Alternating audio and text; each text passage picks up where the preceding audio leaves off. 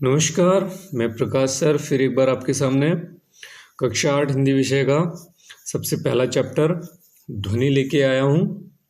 तो चलिए इस चैप्टर को समझने की कोशिश करते हैं।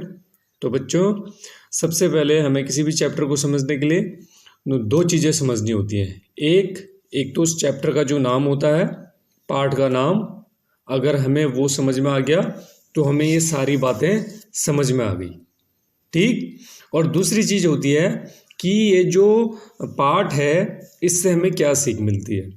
तो अभी हम सिर्फ ध्वनि जो शब्द है उसको समझने की कोशिश करते हैं। तो बच्चों, प्रस्तुत पाठ में ध्वनि का अर्थ है कवि के हृदय की आवाज़, अर्थात कवि की अंतर आत्मा की आवाज़, जो वो दिल से कहना चाहता है, समझाना चाहता है ना। अब किसको समझाना चाहता है, किसको कहना चाहता है, तो अब हम इसको पढ़ के समझेंगे। अभी न होगा मेरा अंत, अभी अभी तो आया है मेरे वन में मृदुल वसंत। अभी न होगा मेरा अंत, है ना। तो कभी कह रहे हैं कि अभी मेरा अंत नहीं होगा, क्योंकि अभी तो मेरे वन में मृदुल वसंत आया है। वन का मतलब है यहाँ पर जीवन, है ना। मतलब वसंत मतलब महीना, वसंत का महीना। अब वसंत का महीना जीवन में कैसे आ सकता है, तो इसलिए जीवन को क्या बोला है, वन। वन मीन्स जंगल। तो अभी मेरे जो जंगल रूपी जो मेरा यौवन है, मेरी जवानी है ना, उस जवानी में मृदुल वसंत आया है। मतलब अभी अभी तो मैं जवान हुआ हूँ, अभी अभी तो मेरे अंदर क्या आई है, कुछ कर गुजरने की ललक आई है। तो मैं अभी इतनी जल्दी कैसे हार मान जाऊं, है ना। ये जो कविता है इसमें युवा पीढ़ी या जो छात्र जीवन के बच्चे होते हैं, है ना, स्कूल जीवन जीने वाले जो बच्चे होते हैं, ये उनके लिए है। तो वो कह रहे हैं कि अभी तो मेरे जीवन में मृदुल वसंत आया है, तो अभी मेरा अंत कैसे हो जाएगा। हरे हरे ये पात, डालियाँ कलियाँ कोमलगात, मैं ही अपना स्वप्न मृदुल कर फेरूंगा निंद्रित कलियों पर, जगह एक प्रत्यूष मनोहर। हरे हरे ये पात, है ना, डालियाँ कलियाँ कोमलगात। तो जो छोटे छोटे बच्चे हैं पढ़ने वाले, जिन पर हमारे देश का, हमारे राष्ट्र का भविष्य टिका हुआ है, कहते हैं ना छात्रों पे हमारे देश का जो भविष्य होता है वो टिका होता है। तो कैसे होते हैं, नन्हे मुन्ने प्यारे बच्चे होते हैं। तो हरे हरे ये पात, छोटे छोटे बच्चे, डालियाँ कलियाँ कोमलगात, कोई डालियों के समान है, कोई कलियों के समान है, कोई कोमल शरीर। गात का मतलब होता है शरीर। तो कोमल गात कैसे हैं, नन्हे मुन्ने प्यारे, जिनका कोमल कोमल शरीर है, ऐसे बच्चे। मैं ही अपना स्वप्न मृदुल कर फेरूंगा निंद्रित कलियों पर, जगह एक प्रत्यूष मनोहर। तो वो बच्चे कैसे हैं कि सोए हुए बच्चे हैं।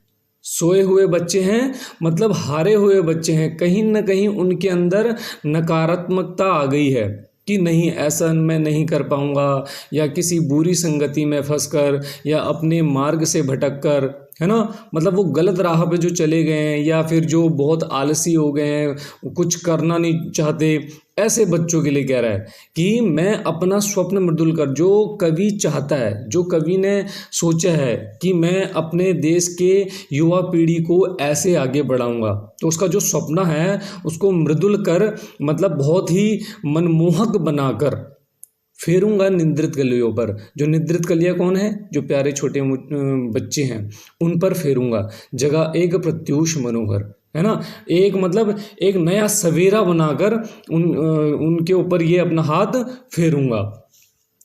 पुष्प पुष्प की तंद्रालस लालसा खींच लूंगा मैं, अपने नव जीवन का अमृत सहर्ष सींच दूंगा मैं।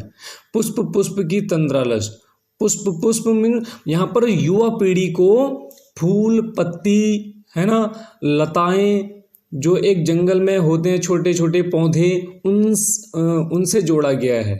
तो यहाँ पर जितने भी फूल, पत्ती, डालियाँ, कलियाँ, कोमल गाती, जो भी बात है, ये छोटे छोटे जो बच्चे हैं या जो युवा पीढ़ी है ना, छात्र जीवन की, ये उनके लिए कहा गया है। तो पुष्प पुष्प से तंद्रालस, लालसा खींच लूँगा मैं, अपने नवजीवन का अमृत सहर्ष सींच लूँगा मैं। जो वो सोए हुए हैं, जो नींद में डूबे हुए हैं, जिनके अंदर आलस्य भरा हुआ है, वो कुछ करना नहीं चाहते, तो मैं उनके अंदर क्या करूँगा, उनके अंदर की जो उनके अंदर का जो आलस्यपन है उसको दूर करके उनके अंदर प्रेरणा, उत्साह, ललक, ये सब भर के अपने जीवन का अमृत जो मैंने आज तक सीखा है या मैंने जो भी अनुभव किया है, मैं उनके अंदर सहर्ष सींच दूंगा। मैं बिल्कुल हर्ष के साथ, खुशी, जोश के साथ क्या करूँगा, सींच दूंगा उनके अंदर, वो सारा उत्साह भर दूंगा।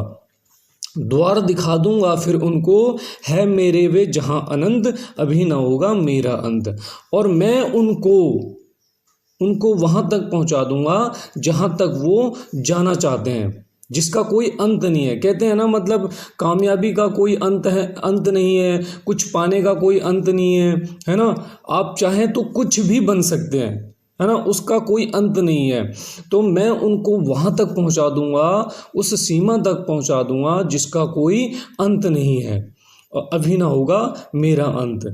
इसमें कवि देखो, एक तो अपने लिए कह रहा है कि मेरा अंत कभी नहीं होगा, क्योंकि वो खुद भी एक आशावान है, आशावादी दृष्टिकोण। कवि कैसे, सूर्यकांत त्रिपाठी निराला जी कैसे हैं, आशावादी दृष्टिकोण के हैं। वो कह रहे हैं ना तो मेरा अंत होगा और ना मैं अपनी युवा पीढ़ी का अंत होने दूंगा।